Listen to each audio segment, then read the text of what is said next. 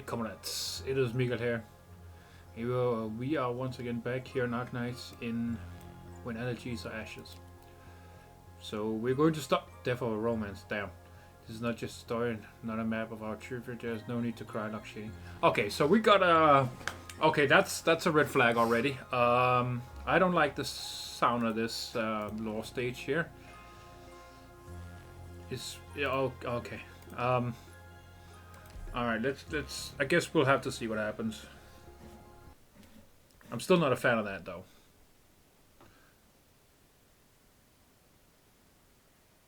No? Okay, I was half expecting Felipe to come back. Anyway. Where did you leave off? Ah, yes, on the eve of Samhain, while the sun still hung in the sky.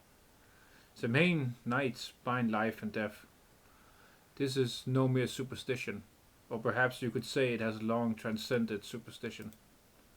Terran legends speak of countless great deeds and tragedies occurring on this very night, and such tales often put the date front and center. As long as innumerable legends coincide on that day, and so long as the Terrans still remember, if only vaguely, to celebrate the harvest and light up fires on that day, it will never be a simple change of season. It itself is the perfect footnote to add to any myth. Oh, and another thing, I don't suppose you'd mind if I gave the characters more fitting names, yes? The sun is leaning westward. Have we yet to figure out how to go about this final confrontation?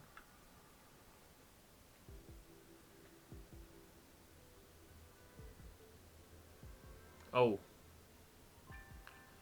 Look, Shinny. Why are you hiding in your room at dinner time again? Is Dad angry? No, but he will be soon. I'll be down soon. What's that on your desk? Nothing. The young red dragon tries to block her sister's line of sight with her body, but her effort is in vain. A small paper box sits on her desk, carefully lined with cotton. Inside lies a tiny foul beast, already dead, but still harboring a faint lingering wolf. It seems to have broken its leg while alive. An unsuccessful splint, fashioned from stiff paper, now lies in pieces around it, accompanied by a few grains of wheat. Oh, God damn it! Great start to this video. Wow. Thank you for anyone who said, bless you. This is a foul beast that sang at my window every morning. I don't know what happened to it, but I wanted to save it and... I beg of you, sister, tell Dad I'm only feeling ill. I'll be on time for dinner tomorrow. I'll bury it in that courtyard tonight. So you're giving up? It's already dead? Is that so? Purple flakes slip past the foul beast's feathers into its already cold body. The two watch as it slowly stands up, its broken legs stiffly propping itself up on the cotton. Alright, what would you like it to fly or to sing a song for you? No, this isn't right, not like this. Then why didn't you use your own flames on it while it was still alive? Your foul beast could have lived a much longer life. You do realize you aren't limited to how the mediocre masses do things, don't you? But Mom told me to swallow my flames, hide them away, and never let them be seen. And who would see them in your own room? The young dragon looks away to avoid her sister's eyes, but finds her gaze landing on the foul beast standing on its cotton bed instead. Purple fire burns in its eyes, and even the way it tilts its head is the spitting image of her sister. Okay, so she's been doing necromancy since she was a child, okay. Do we perhaps still harbor unrealistic fantasies for how this could end?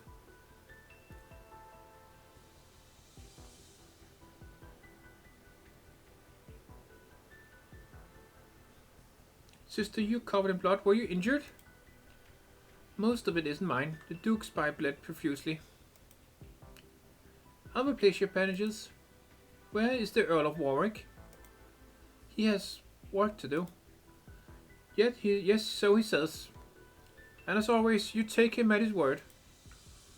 He even allowed the spy to discuss poetry with you while he works. Damn, fuck, that was... Okay, that's a creepy ass look. I thought I'd be keeping Mom up. I thought I'd be keeping Mom about our origins.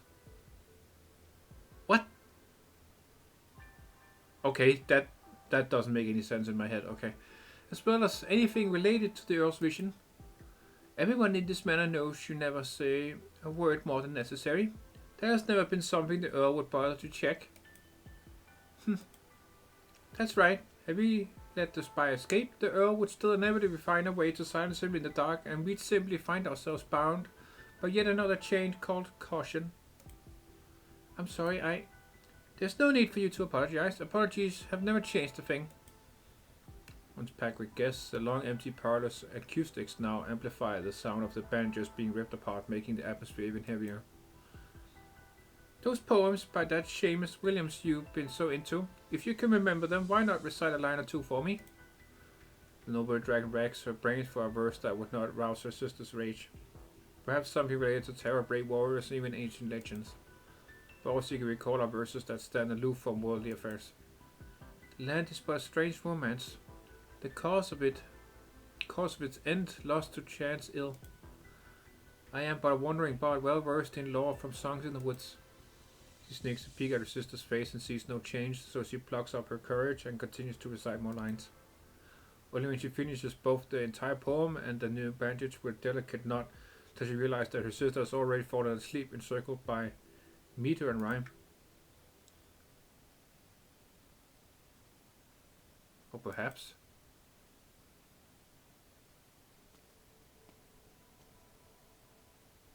Sister? Oh, Lakshini, you've kept me waiting. What of your new friends, the wayward wakes woman, or perhaps that lively nomad? With your presence, any obstacles preventing you from bringing them along should have easily been reduced to naught. They're in the city, but this is a moment to be shared by us alone. Indeed. It's cold out here on the balcony, so let us continue this in the corridor.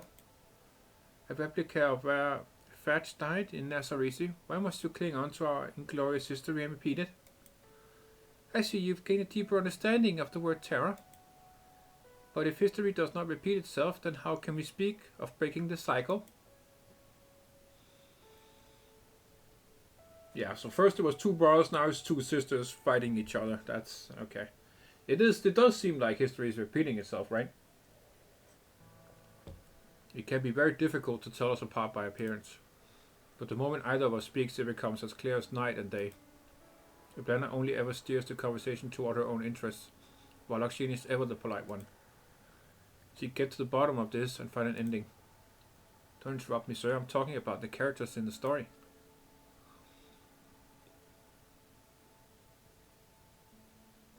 I'm sorry, Eblana. No, I'm quite glad you finally accepted my invitation. To dance? Yes, to dance. I'll dance with you to the end together, however. Please tell me first, the last time we met you said you couldn't afford to wait any longer. What exactly is going on? At that same smile of hers, the older sister stands at the end of the corridor while the younger clutches her hands together and hides in the shadow of the wall lamp, hoping the other party won't notice her heart wavering. Poor thing, she could have concluded this farewell so much sooner. You've become frail.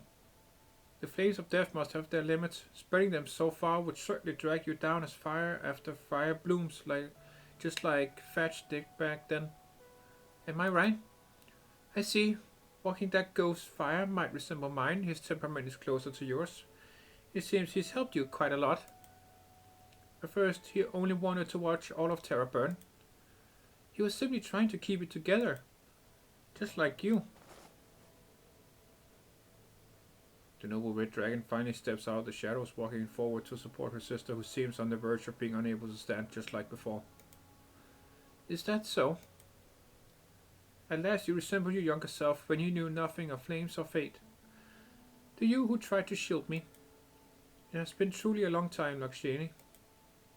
I remember, it was when Mrs. Murphy next door passed away. You didn't like her, but fancied the beautiful bouquet of flowers in her coffin.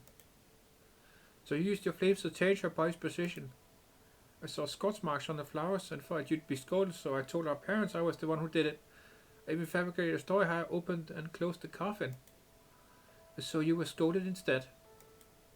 How could poor mom and dad, who couldn't even hide the flames in that family time, possibly have noticed the faint scorch marks on some flowers? Indeed. Is that why you've always been cowering? Would you blame every decision you made in life on one unfortunate childhood experience? Ha! So tell me, sister. Tell me there's still time. I'll accompany you out of the citadel into the square. Have the people return their flames to you. I'll walk through terraced fields with you and gather the dead you've intentionally or unintentionally awoken with your arts, sending them all to a peaceful rest. I'll recite poems to you while you're weak until you fall asleep and wake up again. There's still time for all of that, yes? I trust you to keep your word. Your noble nature would be appalled at the very thought of breaking a promise. But what you just described, would that truly make you happy? Would that simply be enough to appease the Lakshini Dublin, who did not even witness her parents' death that snowy night? Those beautiful fictions. So their last names are actually Dublin. Wow, okay. Interesting. Sister, love, poetry, dreams. Those are all well and good, but it's time for you to wake up. Kill me if you truly wish to end this chaos. That is the only way. Then put on the crown and you shall become me, while I become you. That is the one thing I cannot do. You will have time to mull over it once I'm dead. Didn't you decide not to hesitate anymore, Lakshini? There's been no other choice for us from the moment you came back to see me. The older sister's mouth curls up in an intriguing arc. Come dance with me. Is this the dance you've been looking forward to all this time? Why can't it be? Younger sister closes her eyes as she points her spear at her older sister, whose body is about to topple over. She grips her weapon with both hands.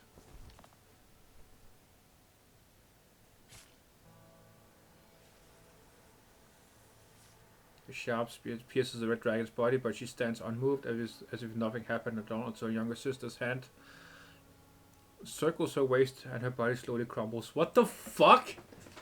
She actually did it! What the fuck, bro? Is she gonna heal her with her own arts or something?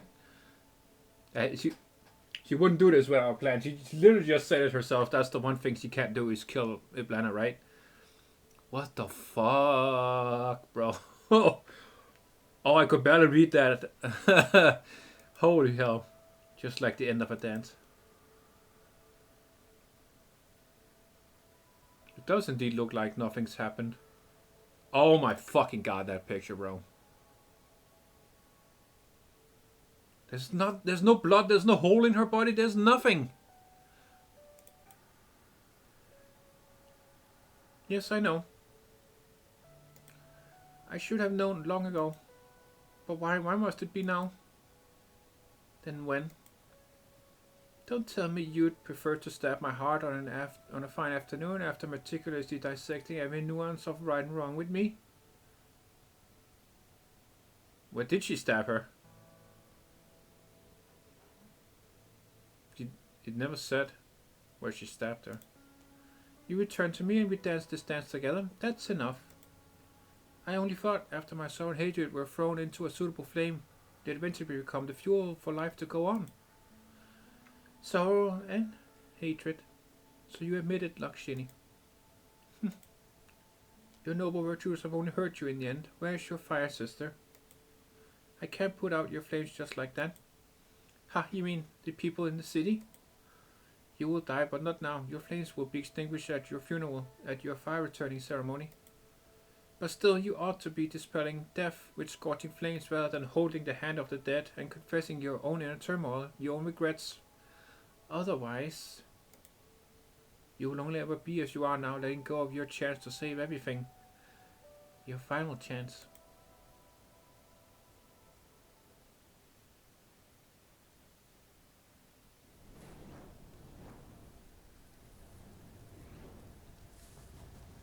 The noble red dragon loosens her grip in shock and her sister's body drops to the ground as cold as it was before her heart was pierced. So she did stab her in the chest, wow! It is not blood but purple fire that roars from the wound spanning her entire torso. It instantly floods the balcony and flows down the citadel. What the fuck? The noble red dragon rushes over to the balcony, but the purple flames of death are even faster. What the fuck, dude? before her own flames can emit even the tiniest spark of light, the purple fire spreads across the city, burning the whole of Na Saorisi. The last time she looked out from this very spot, the flames were scattered like stars in the sky. When she had returned earlier that day, they coated the whole city with cold and gloomy hue. And now, Na Saorisi itself burns fiercely, just like every other restless corpse she has seen. Fuck, dude, this is gonna end so badly. I don't like this. Let's get that stage going. I can't wait anymore. Okay. Oh my fucking god. Alright. Oh, that's a pull. That's a Gladia spot right there. So we got 2 lanes and we have to... What the what is the... So many entrances. Okay. Sure. I can put Etchy up here, so that's good. Well, no time to waste. Let's go.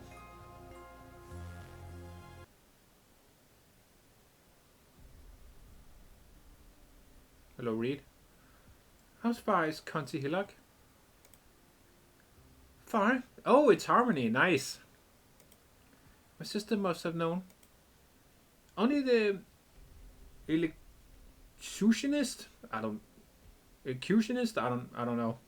Only the elocutionist and his band of idiots would consider this plan flawless. Then why are you still following me? Oh, believe me, if it were up to me, I'd be taking a nap in a camp right about now. Why did my sister stop me? I don't know. Maybe she has high hopes for you. No, that's impossible. She's never looked at me like that. When I agreed to be her shadow, she... Please, Harmony, tell her I don't want to do this. That you don't want to go to County Hillock? And if she's in a good mood, maybe you can also tell her that from now on I'll... No, never mind. Fine, get her to pass along, I suppose, although it's not easy avoiding the elocutionist's eyes and ears. Thank you, you should go. Before she gets bored. Oh, damn, okay.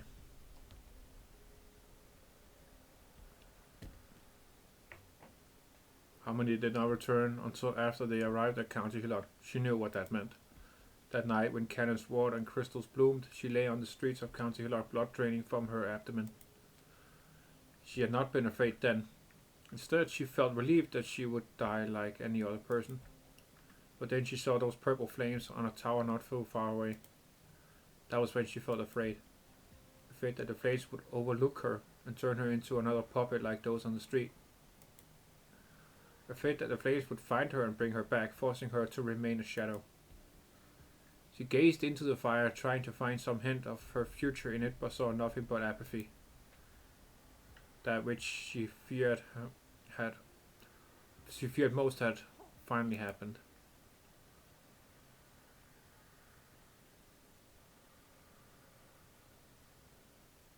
The dead dragon lies on the ground. Behind the living dragon, the wayward wakes woman suddenly understands it all. So she is dead. How did she become my operator then? Okay. She deceived you. No, she didn't deceive anyone. She set this all up knowing you would never allow the entire city to die with her. She baited you into piercing her vessel, freeing her from her bonds and allowing the purple fire to spread, burning us all to ashes on the eve of Samhain. Why would she take such a risk for a festival that she never cared about? I'm affected by the purple flames too. I can feel the flames of death burning in my chest, colder than ever. So cold I'm growing number by the minute.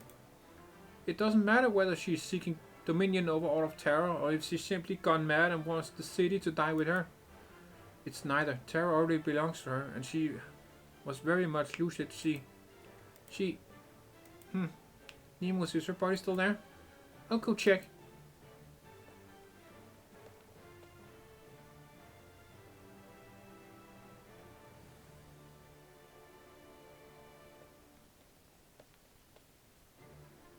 The wakes woman brows is furrowed. Perhaps she has never felt such malice in all her life, and as such has never harbored such resolve.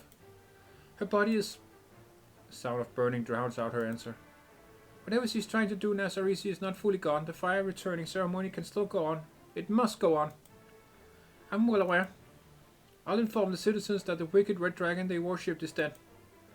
What about Bridget? I've asked her to leave the city and find the wakesman.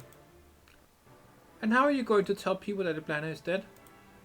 With a coffin, that seems appropriate. Even coffins are in short supply, but she is not some nameless nobody. She deserves one. Is something wrong? No, I'm simply realizing how ugly the path she walked is. A path that even now waves at me invitingly. It's an invitation I have no choice but to accept. Go, Nemos, I will buy you some time. You mean from the dark mist? Yes. If it wants to be part of the Samhain festivities, I will keep it at bay. I can hardly wait to ask the mist how to return the red dragon's flame to darkness. Holy fuck, okay.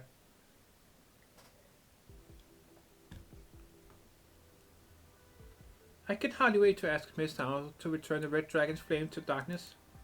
How did you feel about that line? Now the ending of the red dragon and her reflection is clear enough. The writer stands up with a start. Who are you and what do you want? All I want is to finish the story that you would not. Didn't you say I was the type who would like to piece together the truth? We've gotten so very close to it. This is enough, I'm leaving. If you won't tell the ending yourself, I suppose it falls on me. Suddenly someone opened their eyes, causing a surprised reflection to let go of her hand. The dragon fell into the fire, burning bright, and the reflection hit back in the mirror. When the fire subsided, the dragon was gone, and the people were anxious, for they could not find their dragon. The reflection wanted to find a way to bring the dragon back. Without the dragon, though, she could no longer leave the mirror. What do you think? You've been glancing over there at the newspapers, but not everything reported is a fact. The writer looks towards the door.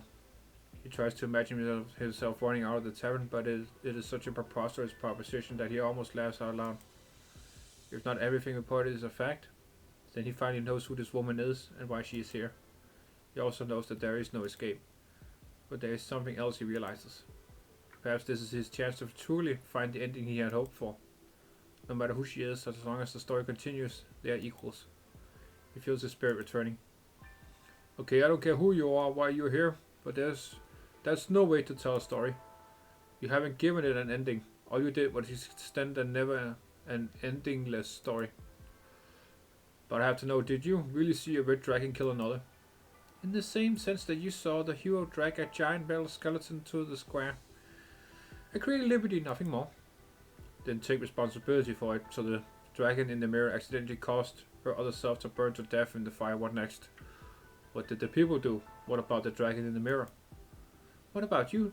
Don't you have any ideas of your own?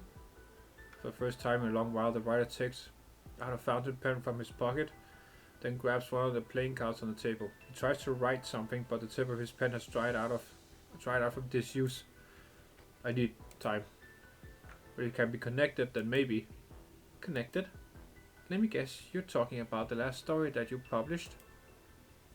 Writer's pen scratches hard against the card. Finally some ink oozes out from the tip.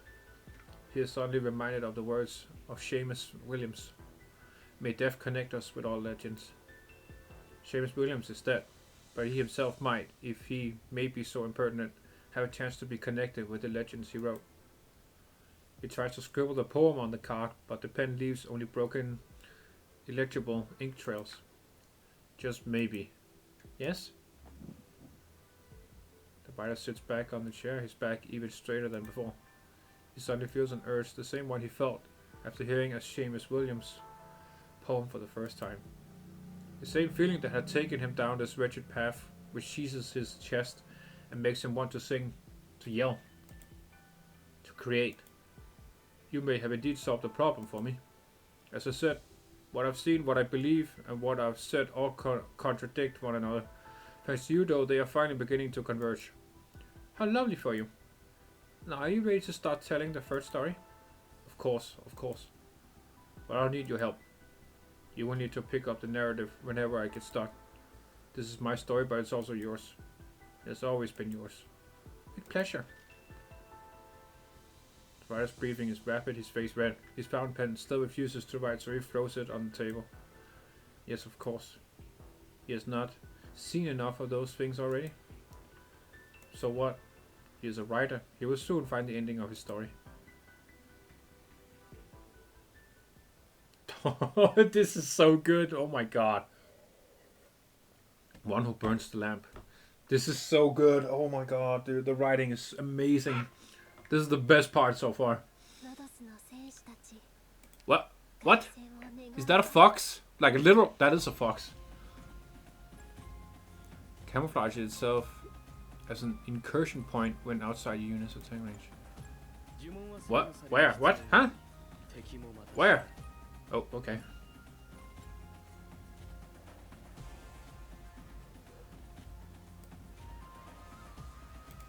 I guess we do need... No, we don't. We do have 2 tanks. Let me get the... Okay, let's start with... No, God damn it, no! Here. Start with Surtur here.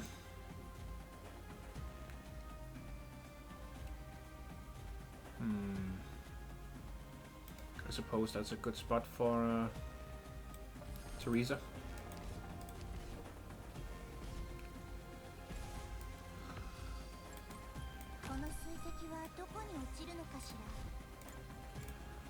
Copy Mudrock again, of course. Boom. Boom. Look at the damage!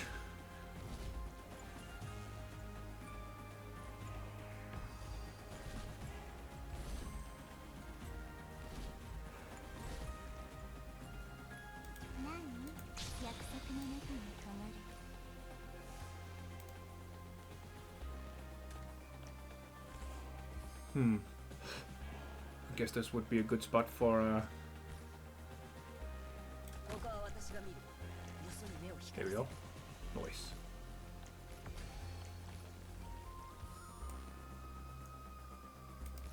I guess we can put the best homie over here as well.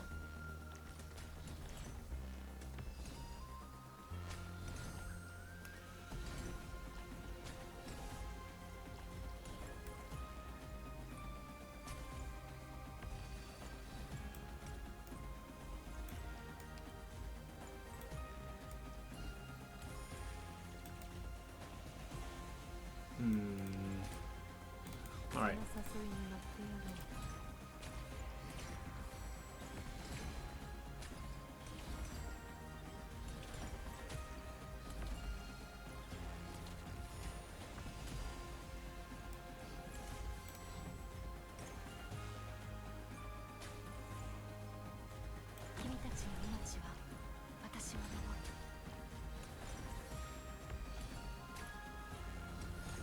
Okay, now that we're done up here, let's go build the rest over here. Okay, now I still need to edge you up here, but for the most part, yeah, we're done. Oh, on the right side.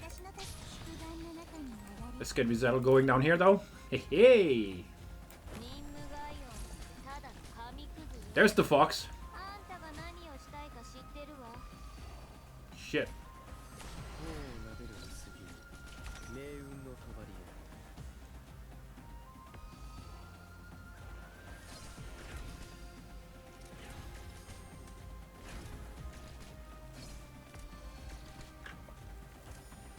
Jeepers Christ, that's okay.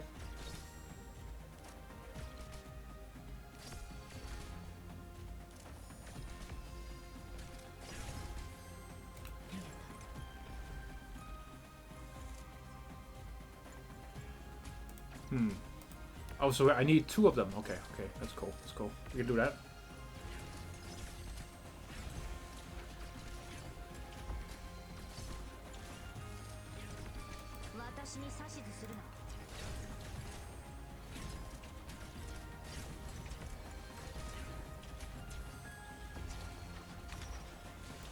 There we go. Boom!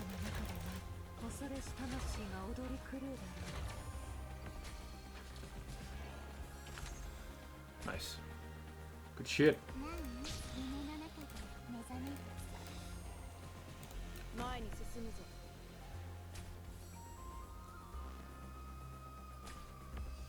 Wait, do they take up a...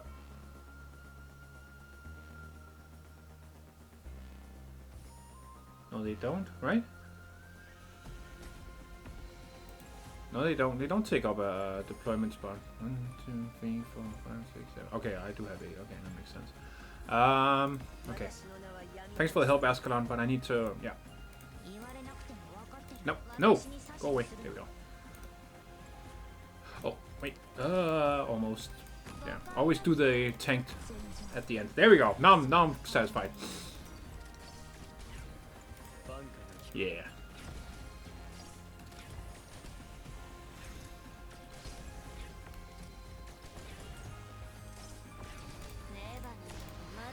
Hello, have you met Resettled? And then they die. Then they all died suddenly. I don't know why. I'm not sure how. That was pretty weird, right? I just clicked on a button and they all died. It was pretty weird. Okay, let's see how this. Who once ruled a kingdom until her crown and her family were taken by her foes. The mother had a powerful daughter, who then made a pact with the dark mist in the dark woods to drive out their foes.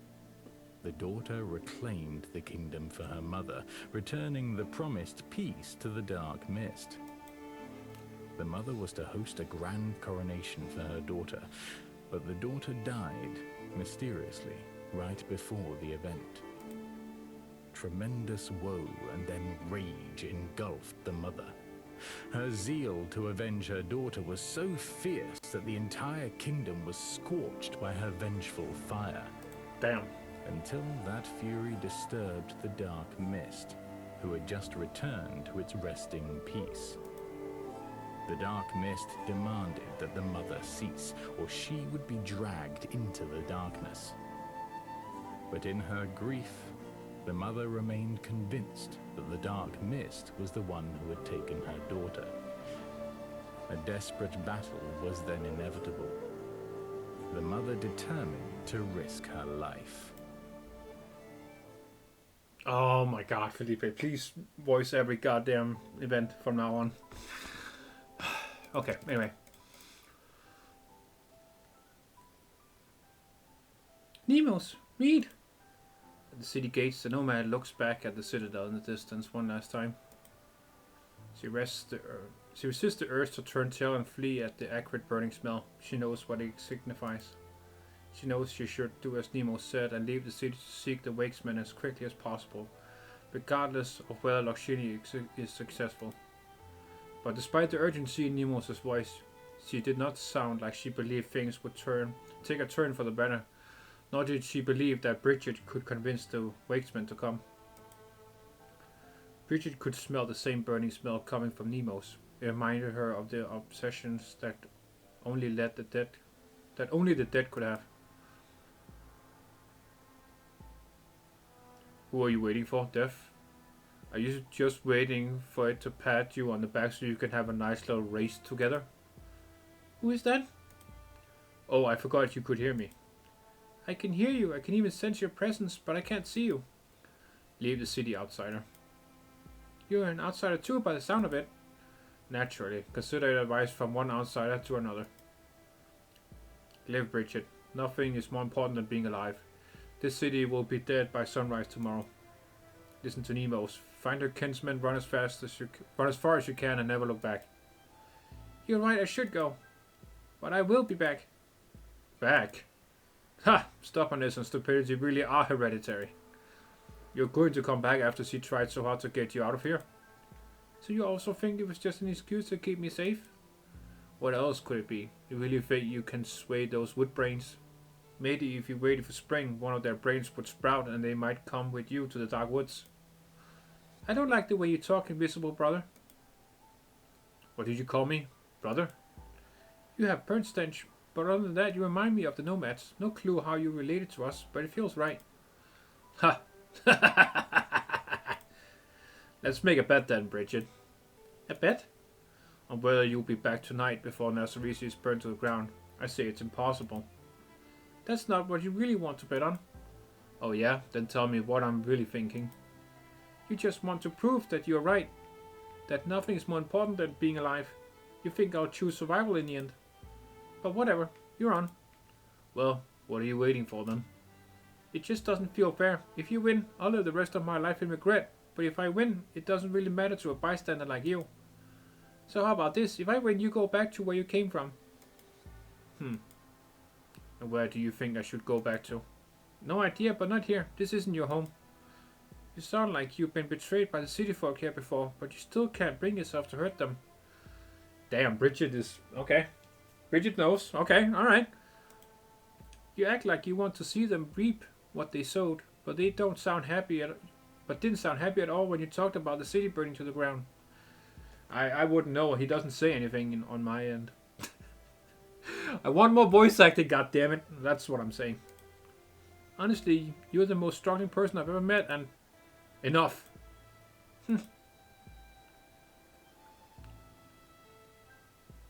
Oh shit. Oh, that goes hard, bro. Fuck, that might be my favorite one yet. Okay, this... yeah, nah, this... dude, oh my god, that goes so fucking hard. The best artwork of the whole event so far. Jesus Christ. And that says something when all the Reed and Eblana stuff has been amazing. But this is... oh my god, I don't know why. I just really love this one. The purple flames around the exiled king and Bridget in front of him. Like being the protagonist herself. That's... I like this a lot, actually. Yeah, so now it's mine. Very well. If you win, I'll return to where I belong. But just coming back here to die won't cut it. What else do you need me to do then? Deliver a message to those woodbrains outside the city. Tell them. It's been 600 years. Nobody's blaming you anymore. Go do your jobs. Oh, and one more thing.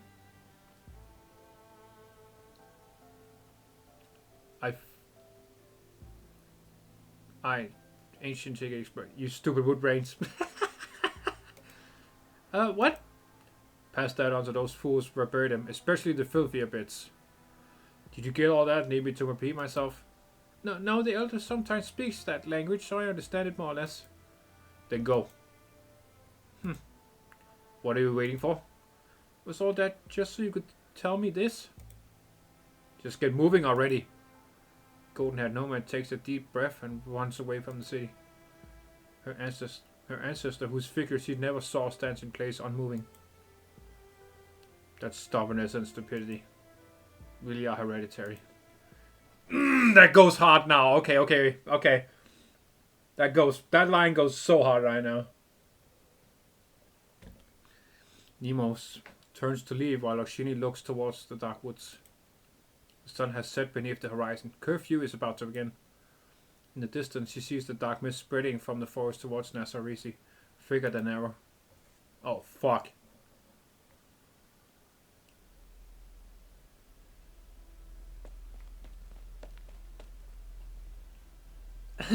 Made it in time. She raises her spear towards the mist outside, lighting a bright yellow spark in the city of purple. As though receiving some kind of message, the mist slowly rises until it is level with the flame at the tip of her spear. Yes, come here, where it's warm and bright, where there's still life. Yes, over here. What, you want to pretend I don't exist again? I won't let you. Oh, shit! Oh, she's going hard now. Okay, Reed, I see you, Reed. This light will never go out, not until true darkness falls. Okay, Reed, I see you. Oh. Attracted by the flame in her hand, yet unable to approach, the mist begins to flow through the streets. Soon it returns, but this time her flame can neither draw or repel it. There's a cacophony within the mist. It feels as though everything has gone dark all of a sudden. The dark mist has come. Is this your answer? Yes, this is my answer. It is incomplete. It needs time. Time is your enemy, not your friend. We'll see about that. The deathly fires have not yet completely transformed the people into the walking dead. They're still alive. There's still time to return the flames. And you're not going anywhere until Nemos awakens them. Ridiculous. Ridiculous? Maybe. Maybe my strength, my wisdom, and my arts are also insignificant to you, then it seems ridiculous. But I have my resolve. Okay, Reed. Go do it.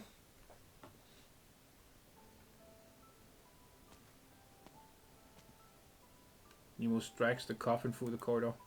The red dragon's remains do not burn. They simply lie there quietly. This is how death should be. But Nemo seems to hear an ethereal voice laughing in her ear. Without hesitation, the wake woman lifts the limp body and tosses it into the coffin. This coffin, Red Dragon, is your final resting place. It's where those like you belong. So where are you now? Are you still watching us from somewhere with that twisted smile of yours? But this vessel at least is beyond your reach. Otherwise, you'd have burned me to ash by now. And this spear which never left your side, how many times have you breathed your flames from it? And how many others like Colin have been your victims? You don't even know the answer, do you? With great effort, Nemos lifts the spear and thrusts it into the coffin. Flames from its tip engulf the coffin in an instant, spreading along the rope, connecting it to Nemos and merging with the purple fire on her. A deathly cold runs through Nemos' body, but she could hardly feel temperature at this point. You're mine now. I'll finish what Colin started. Let's go to those lowly, despicable places that suffered from the war you stole victory in. You will be seen by all. Your death will be seen by all. They will know that you are dead, that the proud Empire's Red Dragon is dead. He lies with Banner Dublin in this coffin covered in freezing flames. But what will they do then? I pray that your death will wake them up, of course, as Loxini hoped. That they'll know that the era you represented is over, that Na Saorisi would escape this calamity, that Terran need not celebrate his rebirth with the death of a city. Shut the fuck up with those goddamn scooters. Ugh. I hate living right next to a goddamn, well, not a highway, but a major way through my city. Fucking annoying. But, your fire must have gone to my head, Dragon. Why is there I suddenly feel like the other ending, where it all ends in destruction, isn't so bad? Someone else may have killed you, but this is my revenge. The coffin remains silent, and Nemos no longer speaks.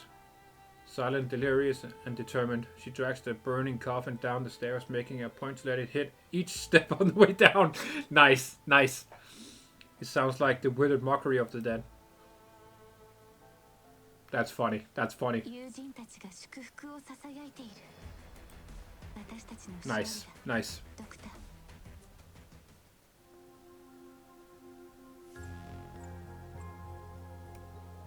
Well, we got an ending over here. Oh, I'm not, sorry. I'm not peeking, sorry. But yeah, we got an ending over here. And next episode is going to be the conclusion to this awesome event. Okay. These two stages were not fun because they were all about Colin, right? And Theo. But the last... after the halfway point, it was pretty cool again. So, I enjoyed the first and the second stage, but yeah. 3 and 4 were awful, and the other half here have been amazing. So let's see how it concludes the next time. But that'll be tomorrow, comrades. So for now, thank you for watching. If you enjoyed, please do leave a like down below, and yeah, let me know what you think in the comments, man. This event has been a lot of ups and downs in terms of what I liked and what I didn't like. So yeah, very curious to know what you think, comrades. But yeah, if you enjoyed the content and you want to see more Arknights content from me and possibly other stuff in the future, feel free to subscribe, comrades. That would be very much appreciated. And yeah, as I said, I will see you to the conclusion next time. I'm very excited to see how this ends with Eblana and Reed. So yeah, hope you tune in for the finale. Have a good one as always, comrades. До свидания.